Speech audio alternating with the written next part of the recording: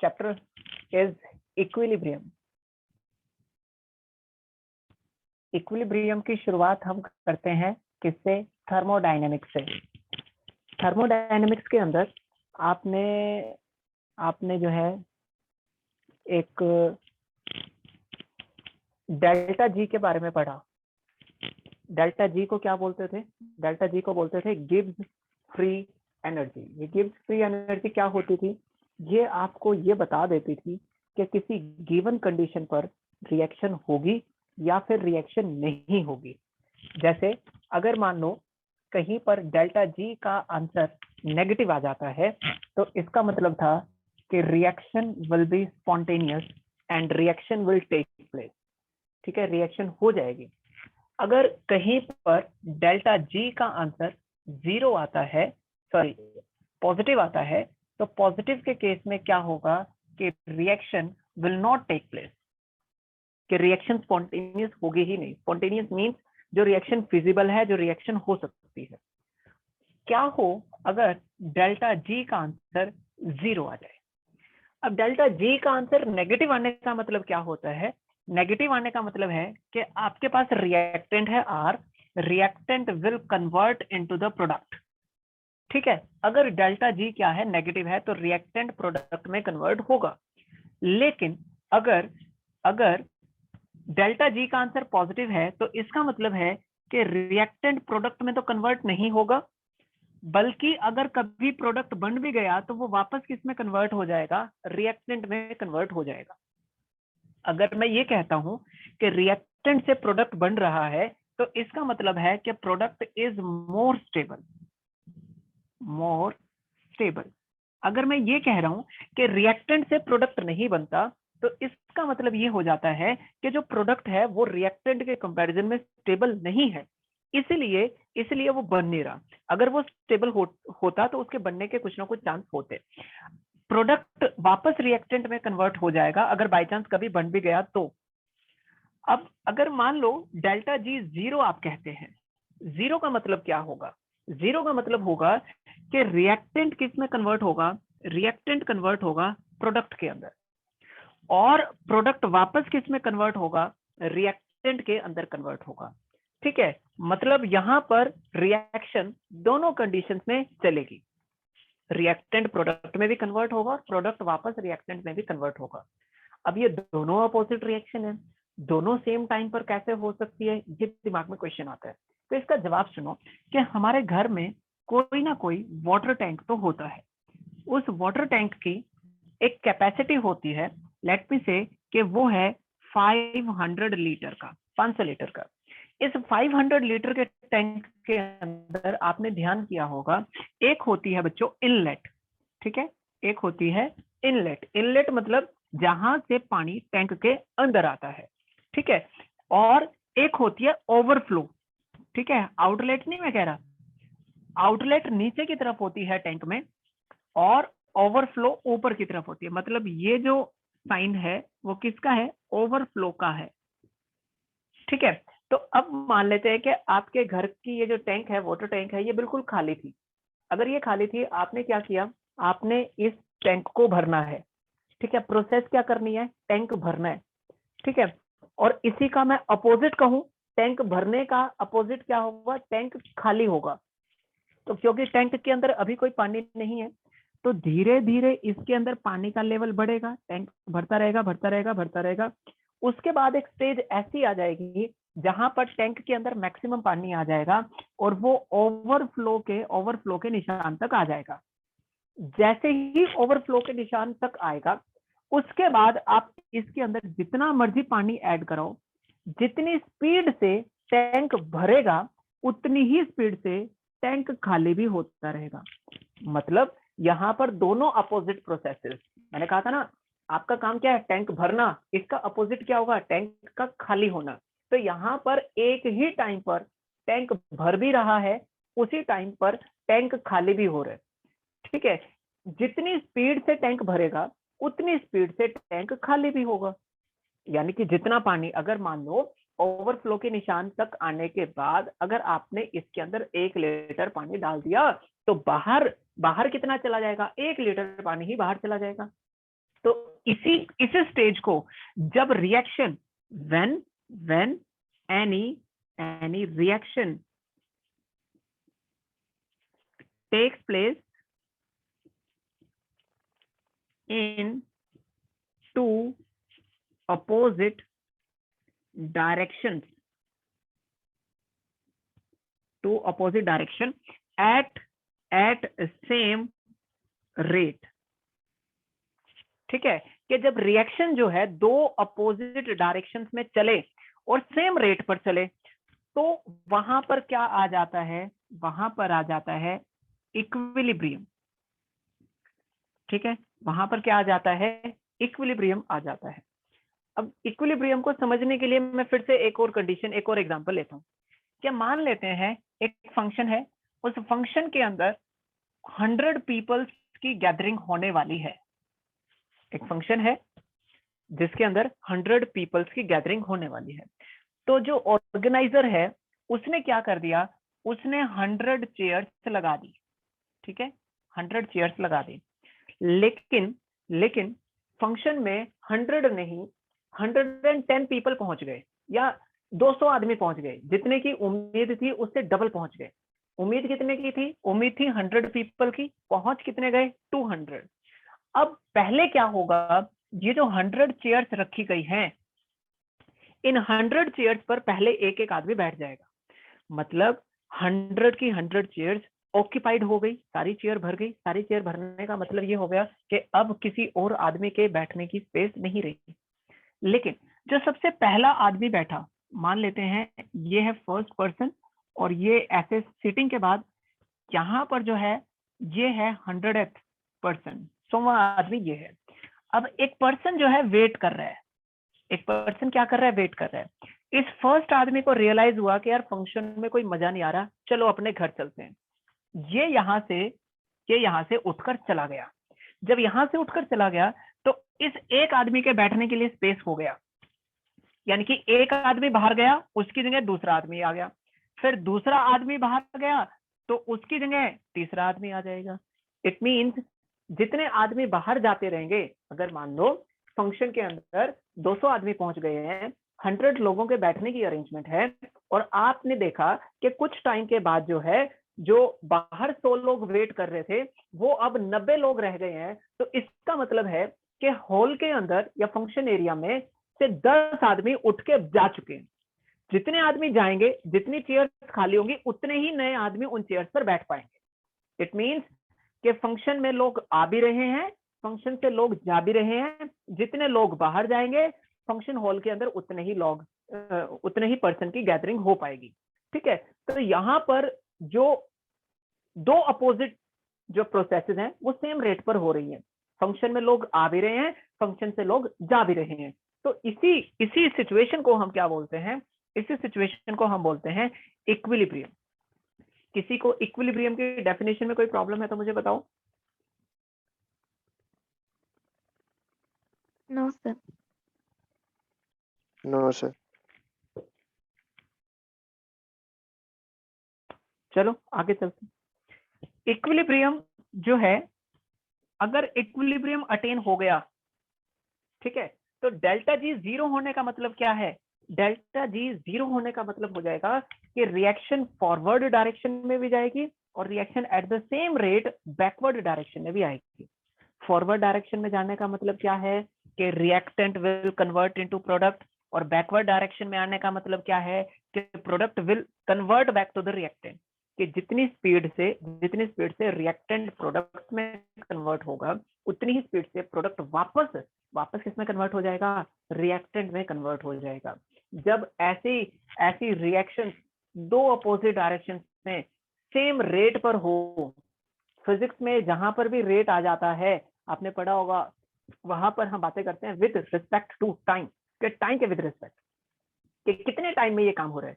जितने टाइम में, जितनी स्पीड से रिएक्टेंट प्रोडक्ट में कन्वर्ट होगा, उतनी ही स्पीड से प्रोडक्ट वापस रिएक्टेंट में कन्वर्ट होना चाहिए। यानी कि इक्विलिब्रियम एक ऐसे स्टेज है जहां पर कभी भी रिएक्शन खत्म नहीं होगी, फिनिश नहीं होगी। ठीक है, ये प्रोसेस हमेशा क्या रहेगी, चलती रहेगी। ठीक है, लेकिन जैसे ही इक्विलिब्रियम अटेन हो जाएगा, इक्विलिब्रियम अटेन होने के बाद सिचुएशन क्या होगी, सिचुएशन होगी कि वो जो प्रॉपर्टीज हैं, जैसे हमने कहा यहाँ पर amount of water in the tank, अगर टैंक में जितना स्पेस आना था, जितना पानी आना था वो आ चुका है, उसके बाद जितना पानी आप अंदर डालोगे उतना ही पानी ऑटोमेटिकली बाहर चला जाएगा। तो इक्विलिब्रियम आने के बाद आप कुछ भी करो, amount of water inside the tank that will remain constant. जब तक इक्विलिब्रियम रहेगा तब तक वो कांस्टेंट रहेगा ही रहेगा। ठीक है, जैसे number of people inside the function hall, वो तो हमेशा कितने रहेंगे, 100 ही रहेंगे, क्योंकि चेयर्स ही वहां 100 है, 100 से ज्यादा पीपल हो ही नहीं सकते। तो जब भी इक्विलिब्रियम आ जाएगा, जो प्रॉपर्टीज है, properties will not change with respect to time. अब मैं कौन सी प्रॉपर्टी की बात कर रहा हूं, मैं बात कर रहा हूं जैसे कि कंसंट्रेशन, जैसे कि टेम्परेचर, जैसे कि प्रेशर, जैसे कि वॉल्यूम। तो कोई भी प्रॉपर्टी जो होगी वो चेंज नहीं करेगी इक्विलिब्रियम आने के बाद। ठीक है, तो इक्विलिब्रियम पे क्या होगा, दोनों डायरेक्शन में रिएक्शन चलेगी, और इक्विलिब्रियम अटेन होने के बाद ये प्रॉपर्टीज की वैल्यू चेंज नहीं करेगी, और इक्विलिब्रियम पर डेल्टा जी का आंसर कितना होता है, 0 होता है। तो यहाँ तक की कहानी अगर समझ आ गई है तो मैं आगे चल रहा हूँ। अगर किसी को डाउट है तो मुझे बीच में साथ के साथ रोक देना। ठीक है, और बहुत इंपॉर्टेंट चैप्टर मैं बार बार कह रहा हूँ। क्लास 12th में इसकी एक कनेक्टिविटी बनती है, बहुत छोटी सी न्यूमेरिकल की एक कनेक्टिविटी बनती है, तो बी केयरफुल। तो इक्विलिब्रियम की अगर हमें क्या बात करनी हो,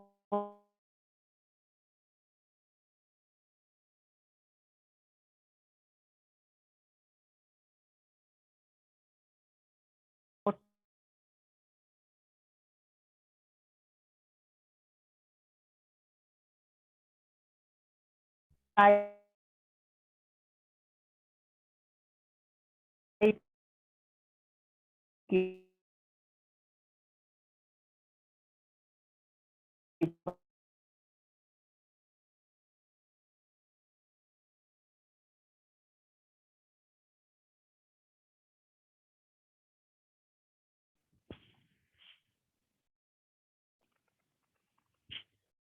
तो इक्विलिब्रियम कितने टाइप का है बच्चों, इक्विलिब्रियम है 2 टाइप का। पहला है फिजिकल इक्विलिब्रियम, और सेकंड है आपके पास केमिकल इक्विलिब्रियम। अब फिजिकल इक्विलिब्रियम किसे कहते हैं और केमिकल इक्विलिब्रियम किसे कहते हैं। देखो, जब इक्विलिब्रियम अटेन होता है तो आप लोअर क्लासेस से पढ़ के आए हैं कि जो भी प्रोसेस होती है वो 2 तरीके की होती है, एक जिसके अंदर केमिकल चेंज होता है, दूसरा जिसके अंदर सिर्फ और सिर्फ फिजिकल चेंज होता है। तो अगर मान लो कोई ऐसी प्रोसेस है जिसमें फिजिकल चेंज हो रहा है और वहां पर इक्विलिब्रियम आ गया है, तो हम उसको क्या बोल देंगे, फिजिकल इक्विलिब्रियम। लेकिन अगर कोई रिएक्शन है जिसके अंदर केमिकल चेंज हुआ और वहां इक्विलिब्रियम आ गया, तो उसको हम किस कैटेगरी में डाल देंगे, केमिकल इक्विलिब्रियम की कैटेगरी में डाल देंगे। तो फिजिकल इक्विलिब्रिया किसे कहते हैं, जहां पर when there is physical change, there is physical change. अगर फिजिकल चेंज हो रहा है, अब फिजिकल चेंज की जब भी बात आ जाएगी तो इसका मतलब क्या होगा, इसका मतलब होगा कि फिजिकल स्टेट चेंज करेगी। अब फिजिकल स्टेट क्या होती है, जैसे सॉलिड है, सॉलिड किस में कन्वर्ट हो रहा होगा, लिक्विड के अंदर, और लिक्विड किस में कन्वर्ट हो रहा होगा, वापस सॉलिड के अंदर। ठीक है, या मान लो कि लिक्विड किस में कन्वर्ट होगा, लिक्विड कन्वर्ट होगा गैस के अंदर, गैस वापस किस में कन्वर्ट होगी, लिक्विड के अंदर। या आप मान लेते हैं कि सॉलिड कन्वर्ट होगा डायरेक्टली गैस में, और गैस किस में कन्वर्ट होगी, डायरेक्ट सॉलिड में। इसका फर्स्ट केस का अगर मैं एग्जांपल लूं, जैसे हम ले लें आइस। आइस क्या होती है, सॉलिड फॉर्म होती है। लेकिन अगर आइस कभी किस में कन्वर्ट हो, वाटर के अंदर कन्वर्ट हो, वाटर कौन सी फिजिकल स्टेट में होता है, लिक्विड स्टेट में। मतलब जितनी स्पीड से आइस वाटर में कन्वर्ट हो, उतनी ही स्पीड से वापस वाटर किस में कन्वर्ट हो जाए, आइस में कन्वर्ट हो जाए। अगर दोनों की स्पीड सेम है तो मैं कहूंगा कि ये यहाँ पर इक्विलिब्रियम आ गया है, और यहाँ पर क्योंकि कोई नई चीज नहीं बन रही, सिर्फ फिजिकल स्टेट चेंज हो रही है, इसीलिए ये कौन से इक्विलिब्रियम का एग्जाम्पल हो जाएगा? फिजिकल इक्विलिब्रियम का एग्जाम्पल हो जाएगा। इसको प्रूव करने का हमारे पास एक तरीका भी होता है। क्या तरीका होता है कि हम एक लेते हैं थर्मोस या इंसुलेटेड सिस्टम, ठीक है, मतलब बाहर की कंडीशन का अंदर के सिस्टम पर कोई इफेक्ट नहीं होना चाहिए। अब हमने इसके अंदर क्या ले लिया? इसके अंदर हमने ले लिया आइस, ठीक है, सॉरी, इसके अंदर हमने ले लिया पहले वाटर, और वाटर के साथ साथ हमने इसके अंदर क्या डाल दी? थोड़ी सी आइस डाल दी। This is your ice. अब वाटर का आप नॉर्मली ये सोचेंगे कि आइस मेल्ट होगी, किस में कन्वर्ट हो जाएगी? It will convert into liquid. लेकिन मैंने कहा कि आइस का टेम्परेचर कितना है? 0 डिग्री सी। ऐसे ही आपके पास ये जो वाटर है, वाटर का टेम्परेचर भी कितना है? वाटर का टेम्परेचर भी है 0 डिग्री सी का। अब कईयों के लिए यही प्रॉब्लम है कि सर 0 डिग्री सेल्सियस पे तो 0 डिग्री सेल्सियस पे तो क्या हो जाता है? वाटर आइस में कन्वर्ट हो जाता है। लेकिन क्लास 9th में एक क्वेश्चन हम करते थे, मैं आपको क्वेश्चन की स्टेटमेंट याद दिलाऊं तो क्लास 9th में क्वेश्चन हुआ करता था कि अगर मान लो किसी पेशेंट को बुखार है और उस पेशेंट के डॉक्टर ने प्रिस्क्राइब किया है कि आप उसके फोरहेड पर क्या रखें? जो है ठंडे पानी की पट्टी रखें। तो वहां पर दो ऑप्शन होते थे कि आप आइस कोल्ड वाटर रखेंगे या डायरेक्ट आप उसके माथे पर आइस ही रख देंगे सो दैट उस पर्सन को जल्दी से रिलीफ मिले। क्लास 9th में सिखाया था ice cold water. Ice cold water का मतलब क्या होता है? एक ऐसा वाटर जिसका टेम्परेचर हमने आइस के बराबर का मेंटेन कर रखा हो, ठीक है। अंटार्कटिका एक ऐसी जगह है जहां पर टेम्परेचर माइनस में भी चला जाता है, लेकिन वहां पर भी दोनों चीजें एग्जिस्ट करती हैं, वाटर भी एग्जिस्ट करता है और आइस भी एग्जिस्ट करती है। अब कुछ बच्चे कहेंगे कि सर वाटर है वो तो जम जाएगा, सबसे ऊपर एक लेयर बन जाएगी, नीचे उससे वाटर रहेगा, क्योंकि ये जो ऊपर वाली लेयर है इसने वाटर का एटमॉस्फेयर से कांटेक्ट ही खत्म कर दिया। मींस ये वाली लेयर कैसे बिहेव करेगी? इंसुलेटेड सिस्टम की तरह बिहेव करेगी। ये बाहर के एटमॉस्फेयर में जो भी टेम्परेचर चेंज होगा नीचे तक नहीं आने देगा। लेकिन आप इसको ऐसे भी समझ सकते हैं कि जो अपर लेयर होगी उसमें जब जहां पर पानी और आइस आपस में कांटेक्ट हो रहे होंगे वहां इक्विलिब्रियम आ रहा होगा। Ice will try to convert into liquid and liquid will convert to liquid will try to convert into ice. तो जब दोनों का टेम्परेचर बराबर है तो आइस वाटर में कन्वर्ट होने की कोशिश करेगा, वाटर वापस आइस में कन्वर्ट होने की कोशिश करेगा। जब ये दोनों चीजें हो जाएंगी और अगर सेम स्पीड से हो रही है, मैं कह रहा था प्रूव करने का तरीका है। प्रूव करने का तरीका क्या है कि इस थर्मोस के अंदर जब आप वाटर डालते हैं तो उसके अमाउंट को मेजर कर लेते हैं, जब आप आइस डालते हैं तो उसके अमाउंट को मेजर कर लेते हैं, और वहां पर जैसे ही इक्विलिब्रियम मेंटेन होता है उसके बाद अमाउंट ऑफ आइस और amount of water that becomes constant, वो चेंज ही होना बंद हो जाता है, ठीक है। इक्विलिब्रियम अटेन होने में कुछ टाइम लगता है, जब तक इक्विलिब्रियम नहीं आएगा तब तक तो चीजें चेंज करेंगी, तब तक चीजें चेंज करेंगी, जब तक अमाउंट चेंज करेगा, यानी कि आइस का अमाउंट थोड़ा सा चेंज करेगा, वाटर का अमाउंट थोड़ा सा चेंज करेगा। लेकिन जैसे ही इक्विलिब्रियम आ जाएगा तो जिस स्पीड से आइस वाटर में कन्वर्ट होगी, वाटर उतनी स्पीड से वापस आइस में कन्वर्ट हो रहा होगा। यानी कि इक्विलिब्रियम आने के बाद दोनों का अमाउंट क्या हो जाता है? कांस्टेंट हो जाता है। और इसको जब हम प्रैक्टिकली करके देखते हैं तो हमें पता चलता है कि हाँ, this is possible, it happens. इसलिए जब ऐसी स्टेज आ जाएगी तो हम कहेंगे कि आइस और वाटर एक दूसरे के साथ किस में आ चुके हैं? इक्विलिब्रियम में आ चुके हैं, ठीक है। मूव ऑन करते हैं। तो आइस और वाटर, इन दोनों के बीच में क्या आ गया? इक्विलिब्रियम आ गया। और यहाँ पर सिर्फ फिजिकल स्टेट चेंज हो रही है, इसलिए ये फिजिकल इक्विलिब्रिया हो जाएगा। लिक्विड इन गैस, आप कोई भी चीज ले लो, लिक्विड में कन्वर्ट कर लो। जैसे वाटर है, वाटर को किस में कन्वर्ट? वाटर की फिजिकल स्टेट है सॉलिड, और इसको हम किस में कन्वर्ट कर दें? स्टीम के अंदर कन्वर्ट कर दें। स्टीम क्या होती है? वेपर्स होती है या गैस होती है? और स्टीम वापस किस में कन्वर्ट होना शुरू हो जाए? वाटर में। अगर ये सेम स्पीड से हो रहे होंगे तब हम कह देंगे कि इनके बीच में भी क्या आ गया है? फिजिकल इक्विलिब्रिया आ गया है। लेकिन इसमें एक इंपॉर्टेंट पॉइंट क्या आता है कि स्टीम जो है, या अगर मान लो कहीं पर कोई गैस है, तो आपके पास जो कंटेनर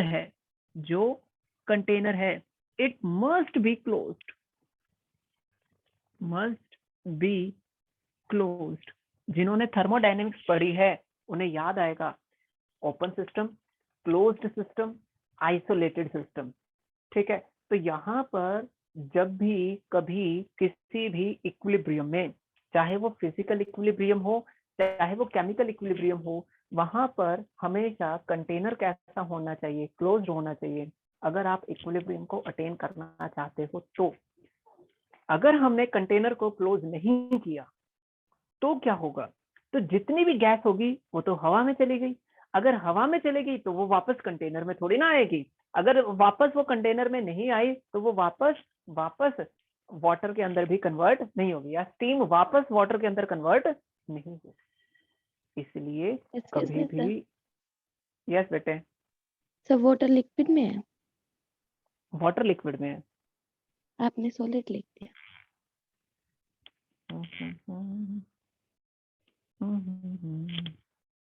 चलो अब ठीक है,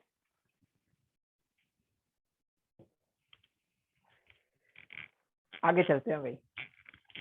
तो यहाँ पर गैसेस क्या होने चाहिए, अगर कहीं पर भी इक्विलिब्रियम में गैस आ रही है तो इसका मतलब है वहां पर कंटेनर क्लोज होना चाहिए। अगर कंटेनर क्लोज नहीं हुआ तो कभी भी इक्विलिब्रियम मेंटेन नहीं होगा या इक्विलिब्रियम अटेन नहीं होगा। तीसरा एक एग्जांपल हम ले लेते हैं, सॉलिड डायरेक्ट किसमें, गैस में। सॉलिड जब डायरेक्ट गैस में होता है तो आपको एक एग्जांपल याद आएगा, नैप्थलीन बोल्स का, या दुनिया का कोई भी ऐसा कंपाउंड जो सब्लिमेशन शो कर सकता है, उसको आप मेंटेन करके चलो। ठीक है, यहाँ पर भी गैस आ रही है तो यहाँ पर भी हम कंटेनर को क्या रखेंगे, क्लोज रखेंगे। तो जब भी फिजिकल स्टेट चेंज होगी तो हम उसे क्या कहेंगे, फिजिकल इक्विलिब्रिया या फिजिकल इक्विलिब्रियम। अगर कभी कहीं पर केमिकल चेंज आ जाए तो हम उसे क्या कहेंगे, केमिकल इक्विलिब्रियम कहेंगे। केमिकल चेंज का मतलब क्या है कि यहाँ पर दो चीजें आपस में रिएक्ट करेंगी और रिएक्ट करके कोई नई चीज बनाएगी। जैसे एक सिंपल सा एग्जांपल हमने, एग्जांपल आ गया N2 प्लस 3H2, ये आपस में कंबाइन करके क्या बना दें, 2NH3 की फॉर्मेशन कर दें, 2NH3 की फॉर्मेशन कर दें। तो इसमें तो रिएक्टेंट है, इसमें प्रोडक्ट है, यहाँ सिर्फ फिजिकल स्टेट की बात नहीं कर रहे हम, यहाँ कुछ और चेंज भी आ रहा है, केमिकल चेंज भी आ रहा है। तो इसको हम क्या कहेंगे कि ये कैसा इक्विलिब्रियम है, केमिकल इक्विलिब्रियम है। तो फिजिकल इक्विलिब्रियम और केमिकल इक्विलिब्रियम में एक छोटा सा डिफरेंस यही है बच्चों, कि जहां पर फिजिकल इक्विलिब्रियम की बात होगी वहां पर सिर्फ और सिर्फ फिजिकल स्टेट चेंज करने की बात करेंगे, और जहां केमिकल इक्विलिब्रियम की बात होगी वहां पर हम बात करेंगे केमिकल चेंज। तो इक्विलिब्रियम को हमने कितने पार्ट्स में डिवाइड कर दिया, दो पार्ट्स में डिवाइड कर दिया। किसी को यहाँ तक कोई दिक्कत है तो बताओ।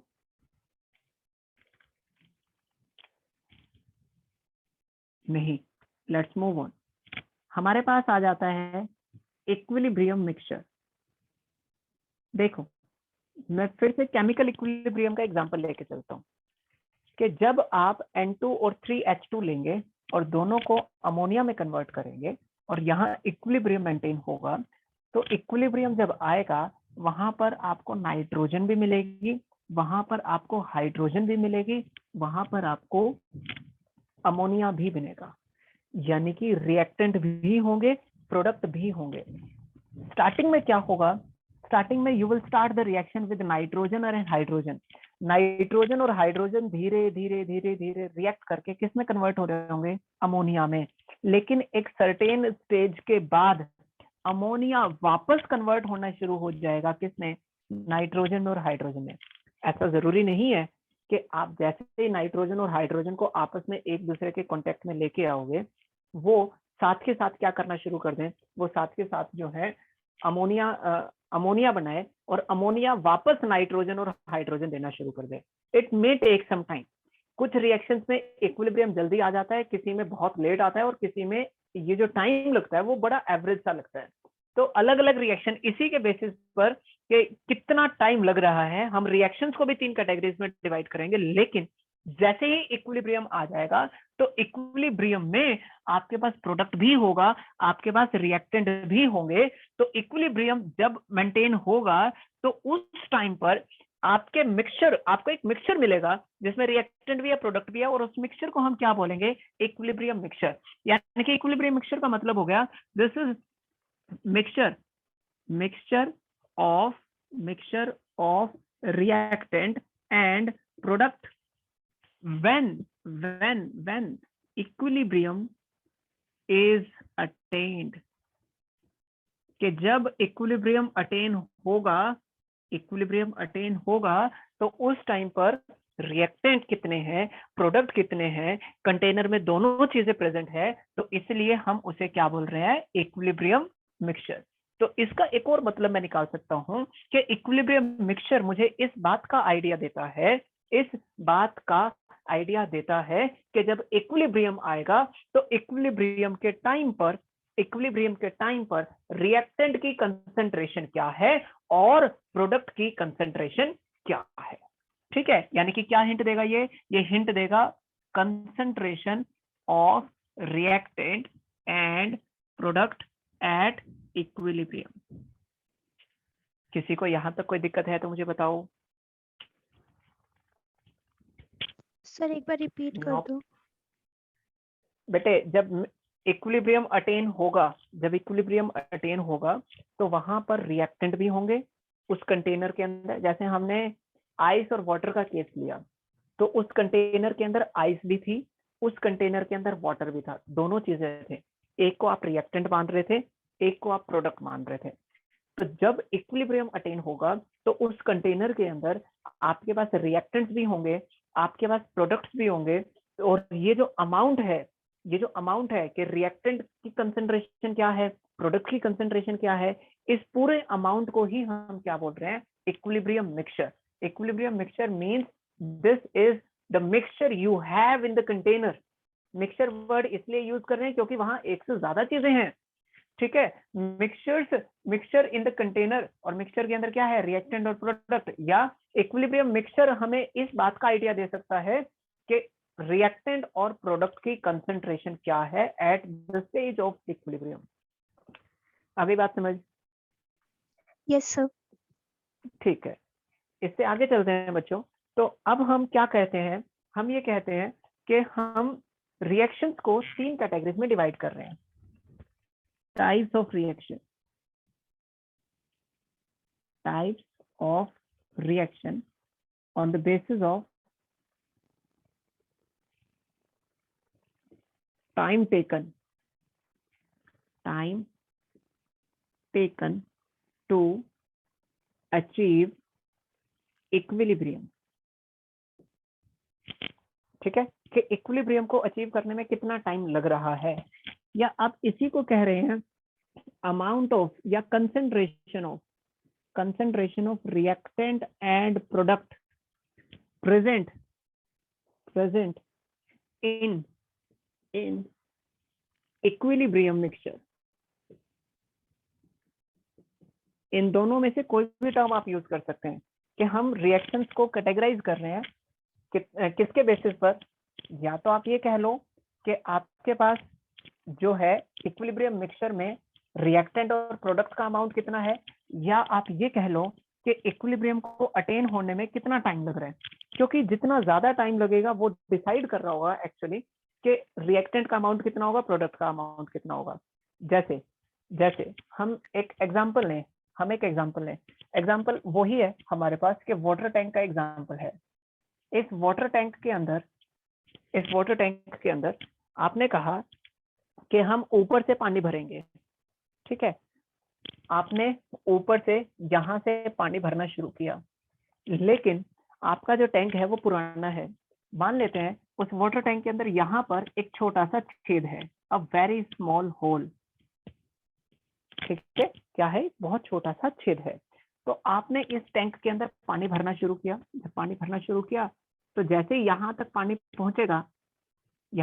पहुंचेगा, उसके बाद आप जितना भी पानी डालोगे उतना ही पानी बाहर जाता रहेगा। यहाँ पर मैं एक बात मान के चलाऊं कि जो होल का साइज है वो इनलेट के साइज के बराबर है, सो दैट जितना पानी अंदर आए उतना ही पानी बाहर चला जाए। क्योंकि अगर ऐसा नहीं हुआ, मान लो कि यहाँ पर छेद बहुत छोटा सा है, होल बहुत छोटा सा है, बहुत ज्यादा पानी अंदर आ रहा है लेकिन बाहर बहुत कम जा रहा है, तो क्योंकि अंदर ज्यादा पानी आ रहा है, मान लो अंदर आया 1 लीटर पानी, बाहर गया सिर्फ 100 ml, तो टैंक के अंदर 900 ml वाटर का अमाउंट बढ़ गया। ठीक है, तो इसलिए जब भी आप इक्विलिब्रियम की बात करोगे तो आप कहोगे कि जो इनलेट का साइज है और आउटलेट का साइज है वो बराबर है, यानी कि जितना पानी अंदर आए उतना ही पानी बाहर भी चला जाए। तो इस इक्विलिब्रियम को अटेन करने में आपको बहुत कम टाइम लगेगा, यानी कि this equilibrium is attend very fast. ठीक है, बड़ी जल्दी से ये इक्विलिब्रियम अटेन हो जाएगा। लेकिन अगर मान लो यही होल यहाँ ना होकर के यहाँ होता, होल कहाँ होता, यहाँ पर होता, तो अब देखो, अब आपको जो है थोड़ा सा और टाइम लगता, क्योंकि अब ये होल ऊपर की तरफ है, तो अब इक्विलिब्रियम अटेन होने में थोड़ा सा ज्यादा टाइम लगता। अगर इस होल को आप और ऊपर सरका दें तो यहाँ पर और ज्यादा टाइम लगेगा, यानी कि टैंक में कितनी जल्दी इक्विलिब्रियम आ रहा है वो डिपेंड करता है कि इस होल का पोजीशन क्या है। ये होल टैंक में जितनी नीचे होगा उतनी जल्दी इक्विलिब्रियम आ जाएगा, ये होल टैंक में जितना ऊपर होगा इक्विलिब्रियम आने में उतना ही ज्यादा टाइम लगेगा।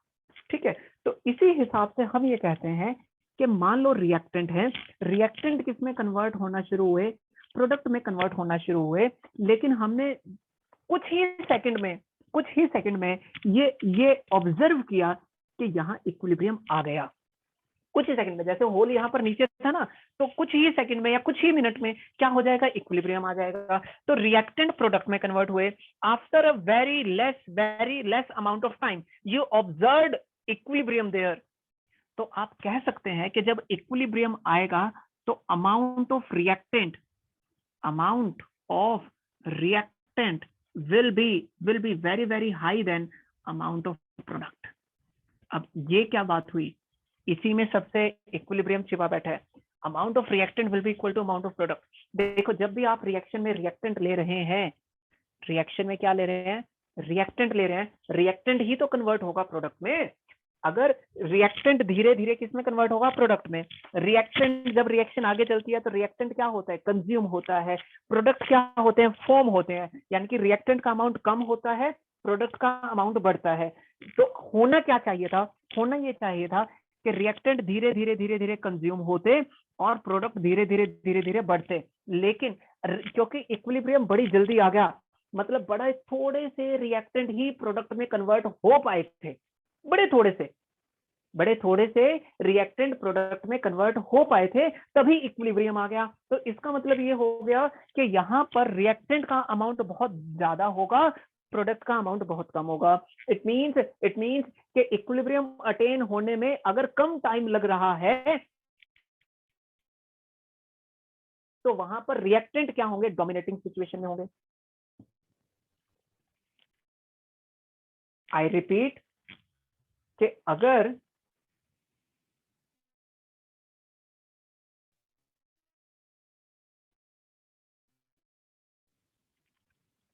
इक्विलिब्रियम अटेन होने में बहुत कम टाइम लगता है, तो उस टाइम के अंदर रिएक्टेंट, अगर कम टाइम लगता है तो रिएक्टेंट प्रीडोमिनेंट होंगे, मतलब रिएक्टेंट ज्यादा होंगे और प्रोडक्ट कम होंगे।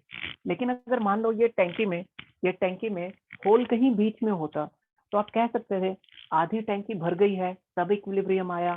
तो अगर मान लो टाइम थोड़ा सा ज्यादा लगता है, ठीक है, टाइम इज एवरेज या थोड़ा सा ज्यादा है, तो आप कहेंगे कि amount of reactant is approximately equal to amount of product. ठीक है, मैं फिर से रिपीट कर रहा हूं कि जब इस टैंक के अंदर इक्विलिब्रियम आएगा तो ये बात इस बात पे डिपेंड करती है कि होल कहाँ है। अगर होल नीचे हुआ तो टैंकी में पानी बहुत थोड़ा सा होगा, बहुत थोड़ी सी टैंकी भरी होगी। अगर वो मिडिल में चला जाएगा तो टैंकी आधी भरी होगी, आधी खाली होगी, और टैंक में होल और ऊपर आप भेज दो, और ऊपर आप भेज दो, तो क्या होगा, टैंक के अंदर पानी बहुत बहुत ज्यादा भरा होगा और खाली बहुत कम होगी। ठीक है, तो अगर टाइम कम लग रहा है, बहुत कम लग रहा है, तो रिएक्टेंट का अमाउंट ज्यादा है, प्रोडक्ट का अमाउंट कम है। अगर ठीक ठाक टाइम लग रहा है, एवरेज का टाइम लग रहा है, तो रिएक्टेंट और प्रोडक्ट दोनों ही प्रीडोमिनेंट सिचुएशन में हो जाएंगे, दोनों का अमाउंट ठीक ठाक होगा। लेकिन